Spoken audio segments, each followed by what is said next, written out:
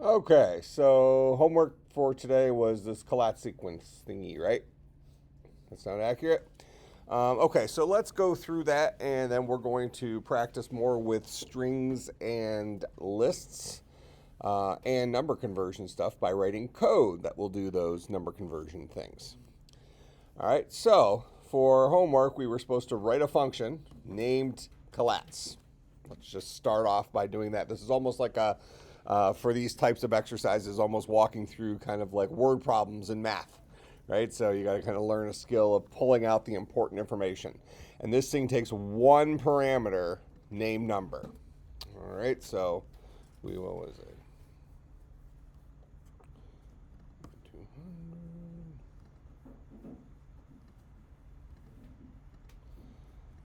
All right, so we'll get what we had in here before. All right, so we're going to go ahead and define collapse to take a single number. That's our function we're creating, right? All right. If the number is even, then collapse should do something. How do we ask if a number is even? What does it mean for a number to be even? Go ahead. Evenly divisible by 2. So that means if I take that number and I divide it by 2 and it has a remainder of 0, then I want to do something, right? What is it that I want to do? So if it's even, I want to print that number integer divided by 2. I want to print it. Notice this guy's going to also return something, but I'm going to start off by printing number integer divided by 2. Then it also wants me to return that value of number.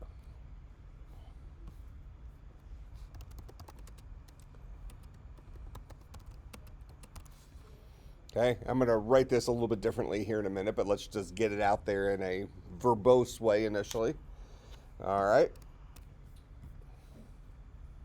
If the number is odd. So,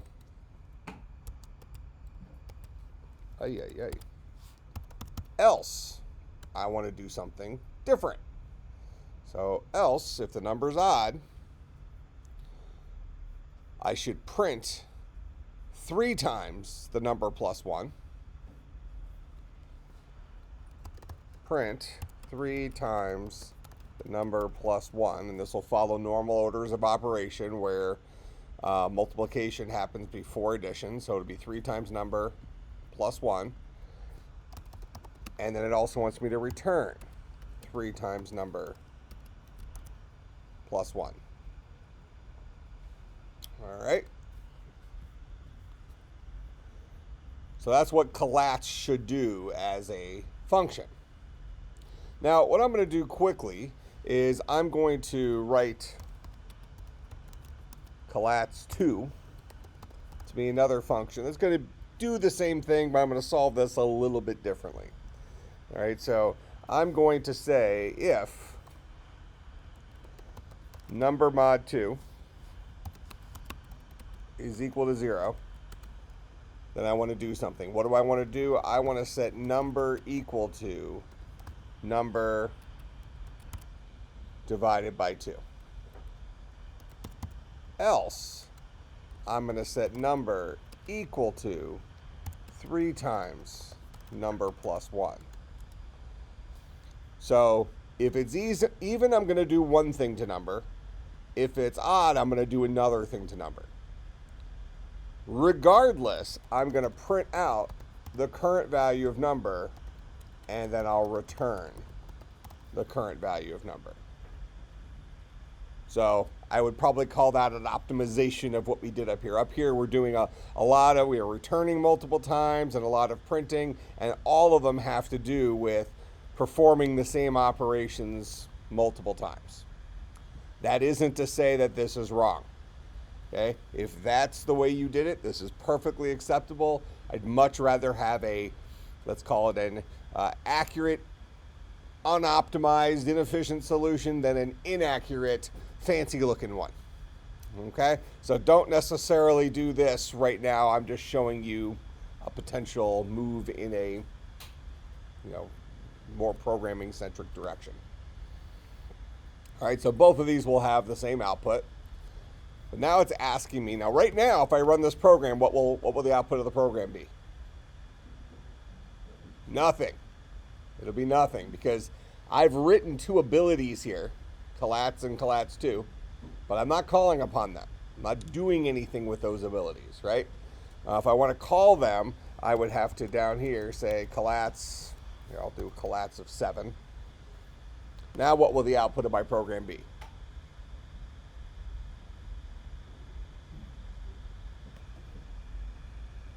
So 7 comes in for number. Is 7 even? Nope. 7 is odd. So 7 times 3 is 21 plus 1 is 22. And this guy does print. So something will show up on the screen, right? And then he also returns a value.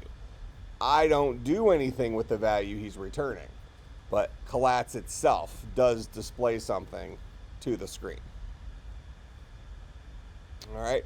If I then chose to also print whatever collats returned, I would get that 22 twice. That makes sense? But those are untapped resources. Now if I called collats 2 instead of collats, I get that same 22. Same logic. All right. So that's what our function currently does, but we're not done yet.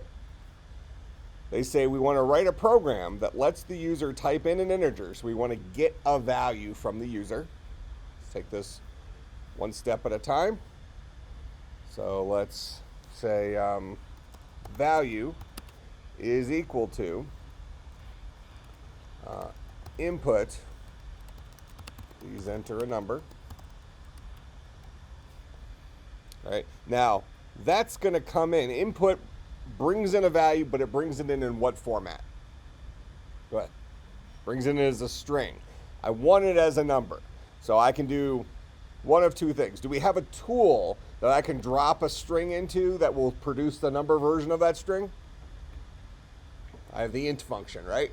So I can either wrap this guy in the int function and say, before you store the value in value, whatever this guy boils down to, convert it to an int. Or because we're dealing with a loosely typed language and I can switch types up, I can read in the string and then say value is equal to the int version of value. That works as well. Convert itself to its integer version. Make sense? Pick your poison. All right, again, correct code that makes sense to you is preferred over trying to be fancy code that maybe you don't necessarily understand that well and gives you a weird result. All right, so these are equivalents. One's not better or worse than the other for us right now. And actually, I would say ever, to be honest. One thing that computer programmers tend to start thinking about is, less lines of code is better. And that's often not true. Especially in industry when you're working in teams and you might be working on one part of a project and you might write some code and 6 months later somebody else might have to read your code. My wife is a COBOL programmer, which is a very, very, very old language that barely exists anymore. So sometimes she's making modifications to programs that were written 20 years ago. And if the person 20 years ago wrote code that was hard to follow because they used some sort of crazy math trick or something like that, that would make it difficult for her to do her job because she has to now go and figure out what was that person thinking when they wrote that, right? Because they did some sort of possibly very smart thing that made it slightly faster, but it's hard for somebody else to follow unless they maybe had the same crazy math class or something like that. That isn't to say that some applications don't require pure optimization. Video games, things like that need to be fast.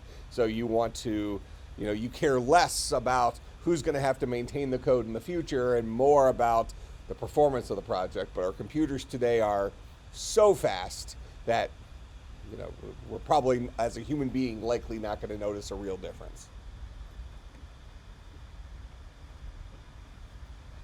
All right, So decide which of these makes more sense to you. Do you want to read in a string, store it in value, and then update the value of that variable to be the integer version of himself? That's fine. All right, so then let's just prove we're able to get our value. So I'll print out value. Please enter a number. I'll put a 5. There's my number. Let's print out value plus 1. This will prove to us that it is a number now, right? I should get a 6 for this if I put in a 5. There's my 6. All right, so now I know I have the numeric version of the value that I passed in, as opposed to if I did not do this line. What Python is it pound? That's the comment line for Python, is putting a pound sign at the beginning. So this just took that line out of circulation. It's no longer going to be executed. So now I'll put in a 5, and when I run, it screams at me. Again, this is an interpreted language thing. It didn't know I had a mistake until I got down here and it realized the type inference engine looked at value and said, there's a string in there. And what are you trying to concatenate onto that string? You're trying to concatenate a number. Not allowed. Can't concatenate strings and ints. All right, that makes some sense? All right, but we want to deal with numbers here, so we want to make sure one way or another we have the numeric version of value. Now, this does assume that we put in something that can be converted to a number. So if I type in hello, press enter, now it's going to yell at me, and it says, you can't pass hello to this function called int. Okay, it's like putting a brick into a juicer. All right, it's not, well, I guess if it's really one of those juicers you see on the industrial channel or something like that, maybe. Okay, but generally, what do you expect to get when you juice a brick? Probably nothing, right? Or at least a broken juicer. So, in any case, make sure if you're passing this function int, which turns a value into an integer, make sure it makes sense. Whatever you're passing it, it has an integer version, okay? So we're assuming the user is going to put in reasonable input here. All right, so I passed in the string 6, it converted it to the int 6, and then I proved it was an int by adding 1 to it, and I got a 7. All right, so now we're accurately reading a value in from the user. All right, so user types in an integer. Now we want to call our function. We're going to keep calling something. So that kind of sounds like repetition. So we should start thinking toward loops right now. So we're going to keep calling collats on that number until the function returns the value 1. All right. Now remember, our collats function here, it does return a value. So we're going to say while value is not equal to 1, do something. What do we want to do?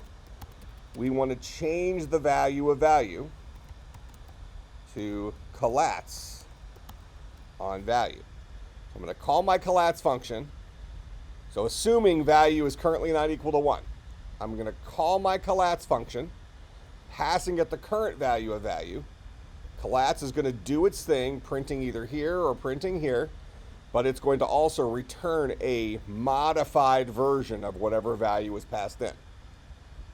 I'm going to store that modified value right here, and then we're going to loop back up and we're going to ask this question again. Is the new value of value not equal to 1? If it's still not equal to 1, we're going to do this again. Over and over and over again until it's finally equal to 1. When it's finally equal to 1, just to prove we get down here, we'll print out done. For example, this says that we have exited our while loop and we are finally done. You don't have to print out done. I'm just doing that from a teaching perspective. All right, this makes some sense.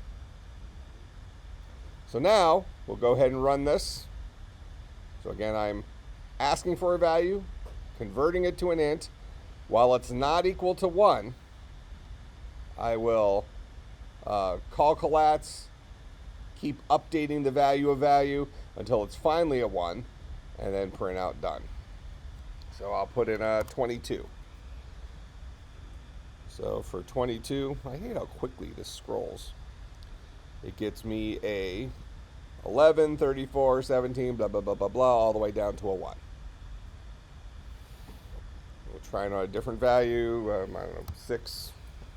There's the value for 6. Make some sense? Who, what? Sure. We'll do the same thing.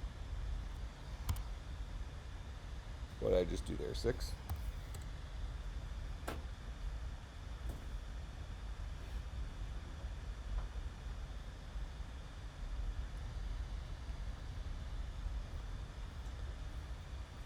All right, that makes some sense? All right, so that was the answer to that program. You don't have to do the print done thing. I just did that to kind of like a voila. Yeah, type thing. I would have put voila there, but I'm not sure I can spell it.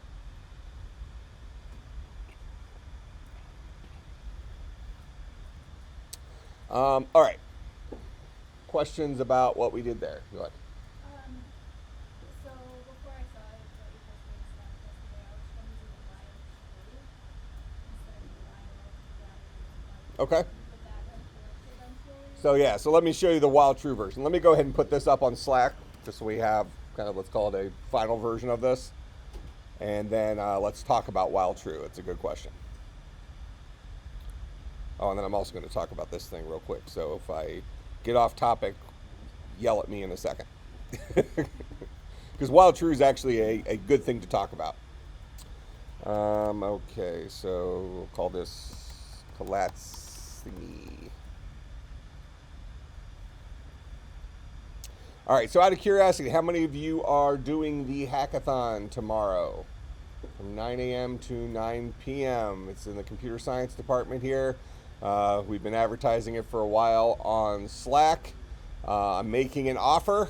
If you do the hackathon tomorrow, you can submit evidence that you were at the hackathon in place of the homework that's due on Monday. So hackathons are great experiences. You were supposed to have contacted Josh Appel, so that's at J Appel, that guy, by midnight last night, but I suspect if you messaged him as early in the day today as possible and told him that you were white belts and are interested in it, he's putting together teams where you can learn. So the idea is that you go there, you spend 12 hours working on a project, probably a little bit less because there's going to be judging and stuff. But you're going to be working with some upperclassmen on some project related to Python. So everybody's going to be at least somewhat familiar to it. But as white belts, you're not necessarily expected to come in with the ability to contribute a whole lot right off the bat. You're expected to come in to learn. So you're going to be put on a team with upperclassmen who are going to help teach you. And you're going to learn more in those 12 hours than you'll learn in a long time in the classroom. So take advantage of those things. There's a couple other hackathons we've advertised during the semester as well. We also have a hackathon club that travels off campus to do hackathons. But if you want to get involved in that for tomorrow, it's right here in the department. Message Josh Appel as soon as possible. There's information in general chat if you just scroll up. And when you go to do your homework for Monday, just submit like a picture or some other evidence that you were at the hackathon, and you'll get credit for that assignment. All right, questions about that? I know several of you said you're already going, but I'd encourage all of you to go, and I think he would let you join now, but message him early so he can put you on a team.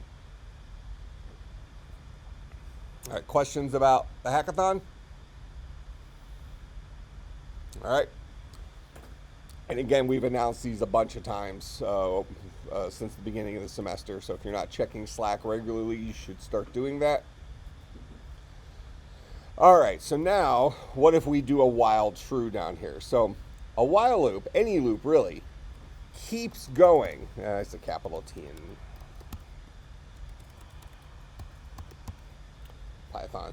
A while loop keeps going as long as the Boolean expression that's in here is true.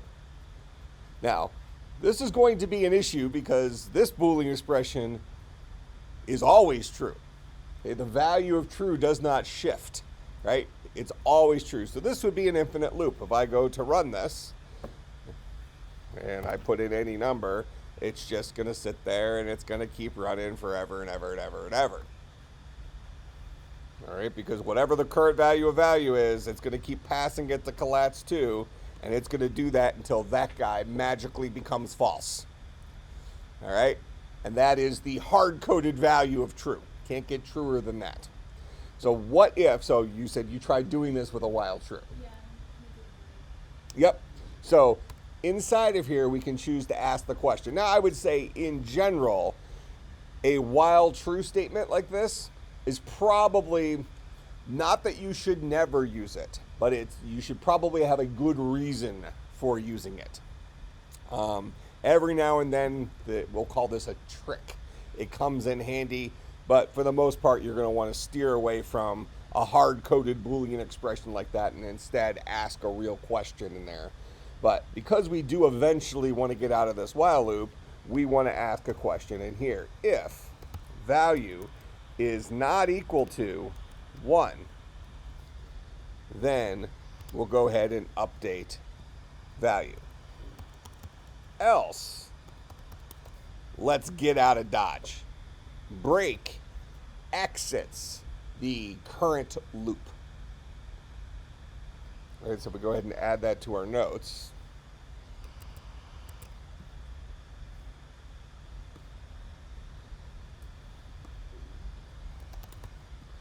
We have a statement called break. This breaks us out of the most local loop. And I'm pretty sure we gave her a definition to return last time, but I'll go ahead and put it again here. Because return has double meaning. Did we talk about return last time? Okay, what does return do? Okay, so this makes the function end. So this makes a function immediately end. And then what else can it optionally do? Does it have to return a value? It doesn't. So it can optionally return a value.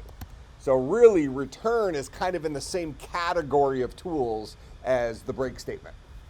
You know, it's ways of getting out of things, right? Break gets me out of a loop. Return gets me out of a function. Okay, but with return, I could also drag a value with me. All right, so as you jump out the window, you can bring something with you and bring it back to whoever called you. All right, there's also a third one. I'll just go ahead and put it here, called continue. And this guy's more related to break. Continue says, so this is related to loops. And it says, skip this iteration of the loop and move on to the next. So usually you would do this in like a for loop. So if you're going through all the numbers between 0 and 10 and you want to skip the logic for all the odd numbers, you would say if it's odd, continue. And it would just skip past the rest of the loop and go back and go through the next value of the loop. Okay, so this lets you skip this iteration of the loop and move on to the next iteration instead of breaking you out of the loop. So that might be something you might be in a working on a problem where that dictates it. Go ahead.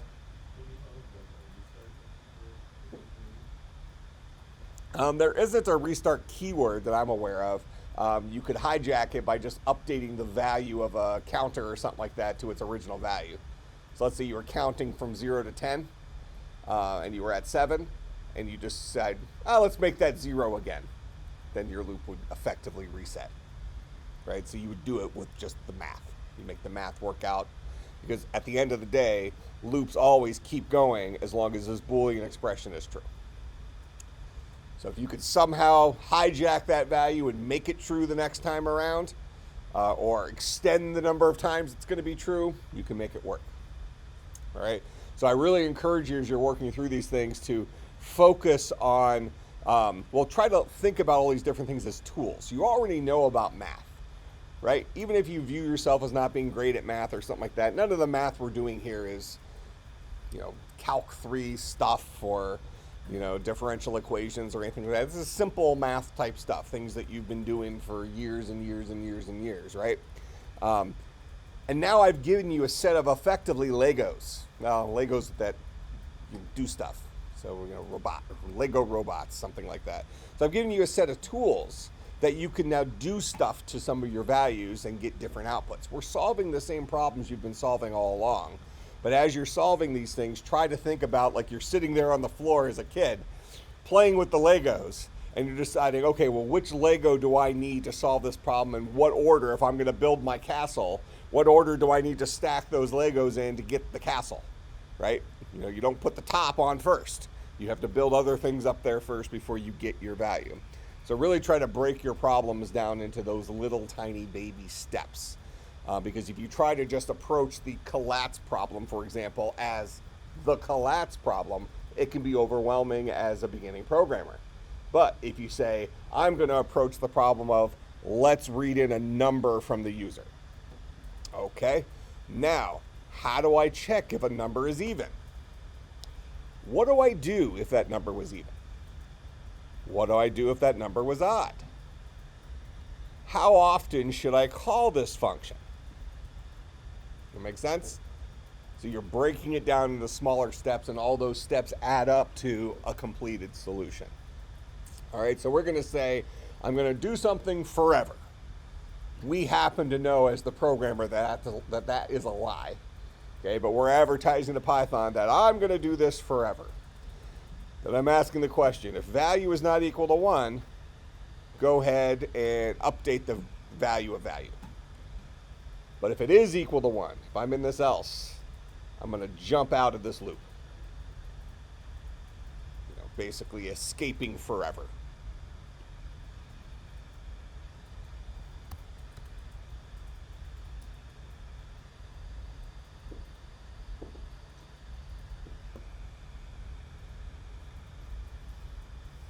That make sense?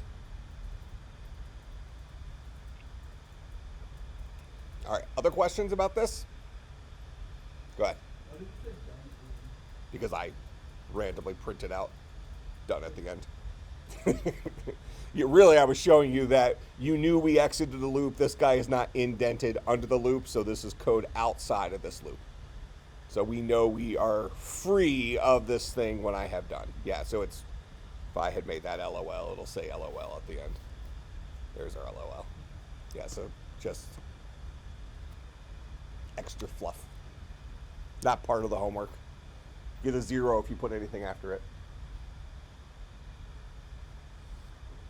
All right, other questions? Okay, so here I'll go ahead and put this on Slack as well. I'll just put labeled as while true loop example or something like that.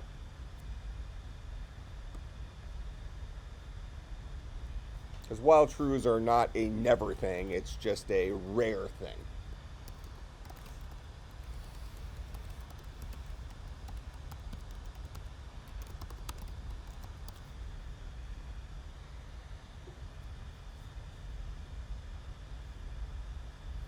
Okay, so we'll go ahead and clear the juniors hate that when we have 6,000 lines of code and you just empty the editor. So I spent hours on it. Especially now in Linux, because scrolling moves very quickly, so it's hard to scroll through too many pages. All right, so we want to start thinking about converting values. We've been talking about converting between the bases, and we've landed on 2 patterns, right? We have the pattern of converting from a base to decimal, and we have another pattern of going from a decimal to any base. All right, so let's start off with going to and from binary.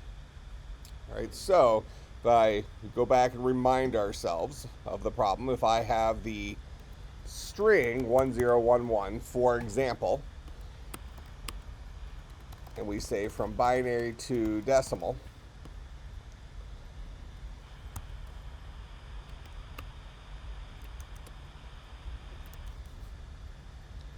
this guy is in the ones place, this guy is in the twos place, this guy is in the fours place, this guy is in the eights place, right? So this is ones place always, times 2 is the twos place, times 2 is the fours place, times 2 is the eights place. So this would be an 8 plus a 0 plus a 2 plus a 1, or an 11. So if I wrote a function called binary to decimal that takes in a binary representation of a number in this format, what kind of animal is that? Cat, dog, or string? It's a string, right? The guy looks like a string. All right, so we talked about strings some last class. So I'm going to write a function. How are we doing on time? Okay. So we're going to call this guy binary to decimal. And he's going to take in a binary string as a parameter. So the binary representation of a string. Now, we know we need to keep track of what place we are in. So this is the ones place, this is the twos place, this is the fours place, this is the eights place. All right, so I need to know what place am I currently in, and we're going to start with the ones place. We would always start with the ones place. So I'll go ahead and say place is equal to 1. I'm going to remember that the current place we're in is 1. Okay? Now, I want to start at the end of this string, right? What's the last legal bucket of this string? The length of this string is 4. The legal buckets are what? 0, 2, 3. So the last legal bucket is its length minus 1. So I want to go from its length minus 1 to its length minus 2. So start at 3, then go to 2, then go to 1, then go to 0. So I want to walk through this string backwards. All right, we saw last time we can write a loop that will go through, well, we can count down backwards by changing the step value. So I can say for I in range, and I'm going to start at the length of bin string minus 1. That's the last legal position. I'm going to go up to, or down to in this case, but not including negative 1. So down to and including 0. And I'm going to take a step by negative 1.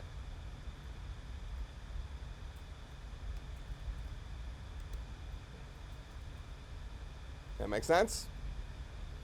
Now, just as a stopping point here, if I do nothing else but print bin string at bucket I in here,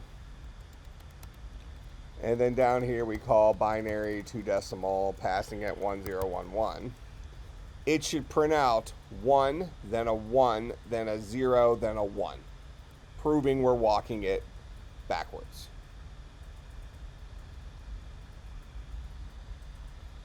There's my 1101. So I'm calling my function. I wrote it up here. I'm calling it down here, passing it this particular binary string, and it's walking it from the end towards the beginning. Go ahead. You would build up the string. So I could do something like S is equal to the empty string, and then S is equal to S concatenated with that guy. And then in the end, print out S. So there's our 1101. So what I'm doing now is inside the loop, I start off with a string that has nothing in it, and each time through I concatenate onto it the character I just looked at. So I concatenated onto it the last character, then the character before that, then the character before that, then the character before that. That makes sense? So I'm building it up. Okay, so this loop will take I on a voyage between this number and, in this case, down to, since we're stepping backwards, but not including that number. I am choosing to use that value of I to index a string. Understand that this loop has nothing to do with strings. I can use I could just print out LOL a bunch of times. I don't have to even use I if I don't want to. Okay, but I'm choosing to use I to give me a particular element in my string. All right, now, when we did the math here, we were building up a sum, right? So we said 8 plus 0 plus 2 plus 1, and that ultimately summed to a value. So I'm going to have to keep track of a sum, and sums are going to usually start off at 0, right? I don't have anything until I start adding stuff onto it. So I'll give myself another value to remember. Sum is equal to 0. Well, it looks like there's already a built-in function called sum, so we're not going to use that. We're going to call this sum of places. All right. If they show up in pink in your editor because this guy knows about Python, that means it's a reserved word in the language. So sum is a function that will sum up some stuff you put in it. Probably will sum up like the contents of a list, that kind of stuff. All right. So it's kind of like in real life, if there's, you can't start a company with a brand name that already exists. You know, so you can't go and sell a tool at Home Depot with a certain name if that tool's already on the shelf. All right. So I'm going to go through here, and what I want to do is I want to take the value that is at bucket I, the current character I'm looking at. So for instance, this character right here. And I want to multiply it by the current place I'm at. So I would take this guy times place, which is the ones place. I would take this guy times 2. I would take this guy times 4. This guy times 8. And I'll add all those up. Does that make sense? Now, what kind of value will this guy give me? Bin string at bucket I.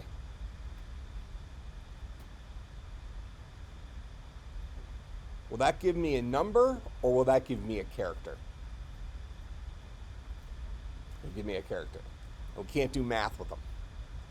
All right, so I can ask a question. I can say, if this guy is equivalent to a 1, then I can say sum of places. My phone didn't know the answer apparently. Sum of places is equal to sum of places plus the current value of place. Because place times 1 is always going to be place, isn't it? And I only want to do something if it's a 1. Because if it's a 0, 0 times anything is 0. And if I add something onto my sum that's 0, it's not going to change my sum. So only if I'm looking at a 1 will I change the value of sum of places by the value of place. But now regardless, I'll say place is equal to place times 2. Because as I walk from the right side, this is the 1's place, times 2 is the 2's place, times 2 is the 4's place, times 2 is the 8's place. Make sense?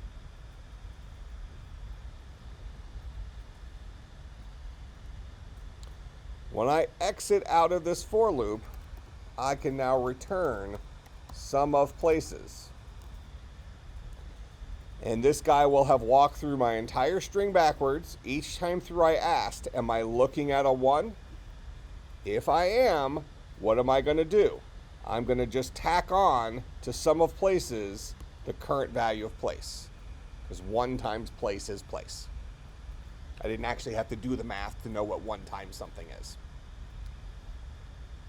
And then regardless of whether I tried to change my sum or not, I will make place twice what it used to be as I walk from the end towards the beginning. When this loop is over, notice this return is not indented under the loop, so this only occurs once the loop has finished. I will return my sum. And I can go ahead and print out that answer, which is an 11. If I put a whole bunch more 0s and 1s on here, that's the right answer.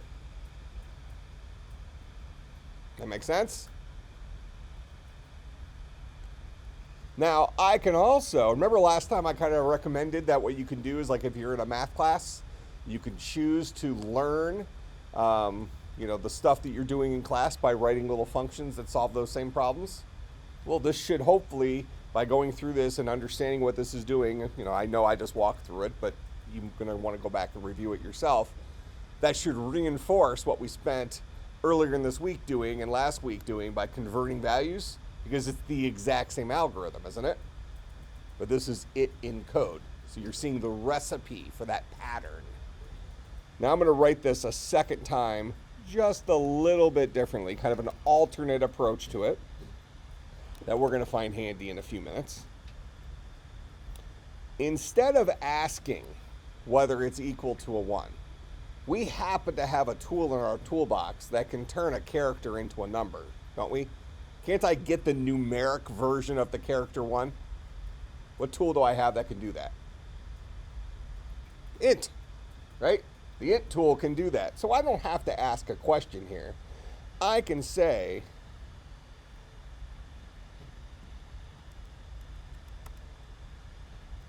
sum of places is equal to sum of places of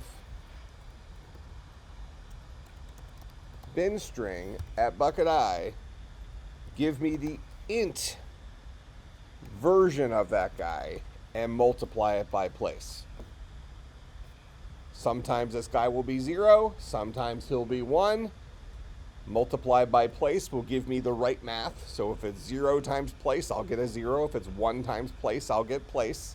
And we'll just add that onto our sum of places. And we'll call this binary to decimal 2. So I'm doing the exact same thing. I'm walking from the end of the string towards the beginning of the string. I'm changing place the exact same way. But instead of asking the question, am I looking at a 1, I'll just go ahead and convert it to its numeric equivalent and do the math. And we'll see that this guy gives me the same answer. That makes sense? Now, where this will come in very handy is in situations where up here, what if I wanted to do octal 2 decimal? I would have had to have more questions. If it's a 1, add place onto it. If it's a 2, add 2 times place. If it's a 3, add 3 times place, so on and so forth. But if I use this pattern where I'm getting the integer value of it,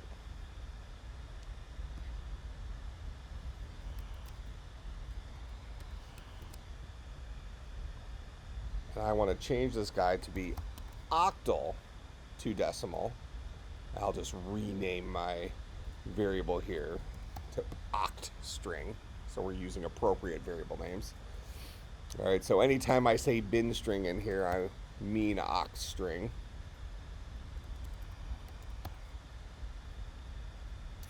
What will I need to change in this code to accurately make it convert this oct string into decimal? Go ahead. Okay. What do I change it to? Place times 8. Now this guy will work for octal. Print octal to decimal. Pick your favorite octal number. 128. And there's the decimal number of 128 in octal. So now with that knowledge, I can steal this code and I can say define base, well here, let me, actually I just copied the inside. Base2Decimal. We'll call this guy base string and base. So all the places where I have oct string, I'll now name it base string. This is just having variables with an appropriate name. This is a string representation of the base.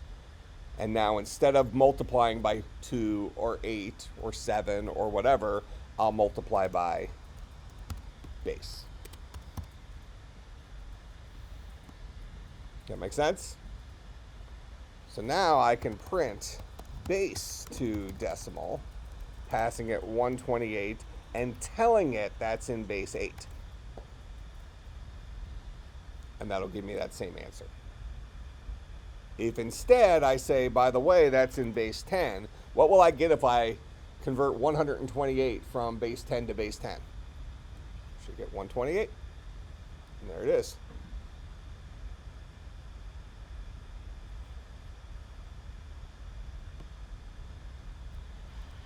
What will I get if I convert 128 from base 2 to base 10?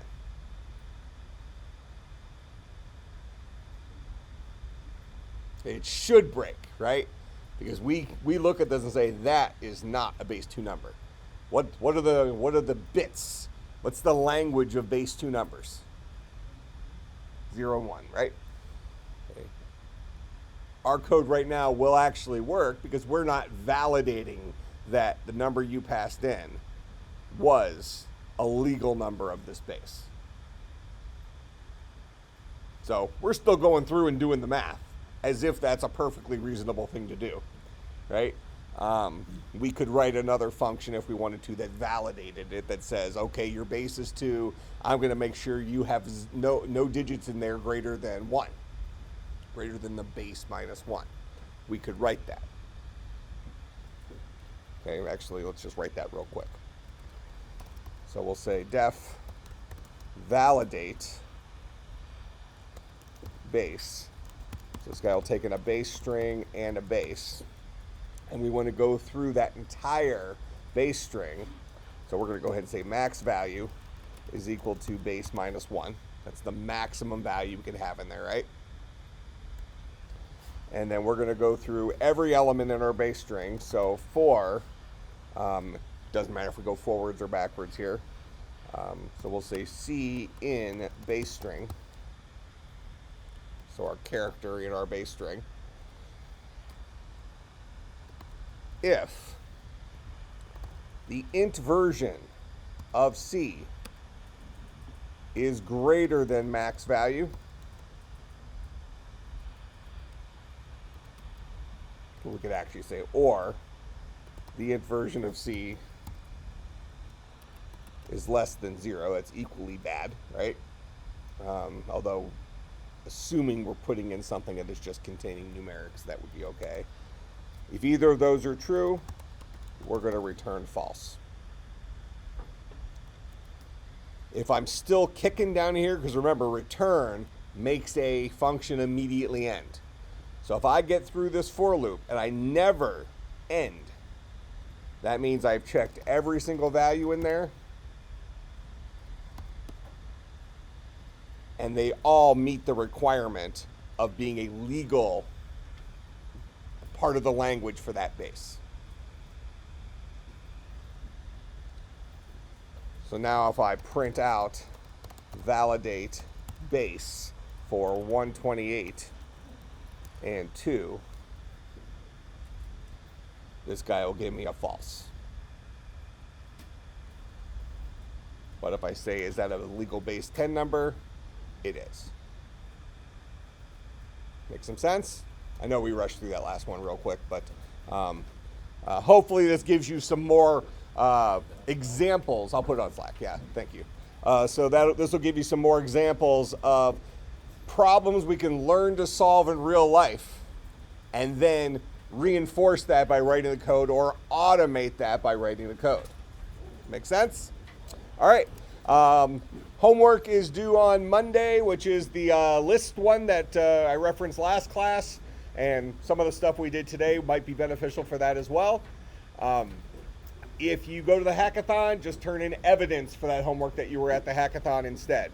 If you do want to go to the hackathon, which is tomorrow from 9 a.m. to 9 p.m., contact Josh Appel on Slack as soon as possible to get on the list.